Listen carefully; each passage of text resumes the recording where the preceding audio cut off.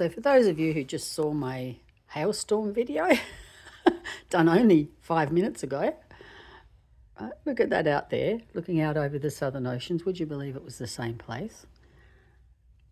Except, look down.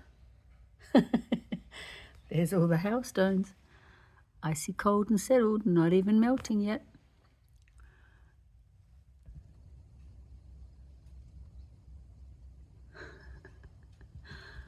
And then it blossomed outside. Quite crazy. Except, of course, if you're looking that way and you want to see the front go. So they're all getting it now.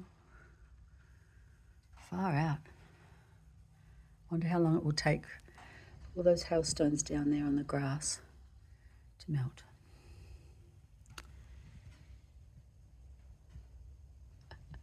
Nice little pile of them there.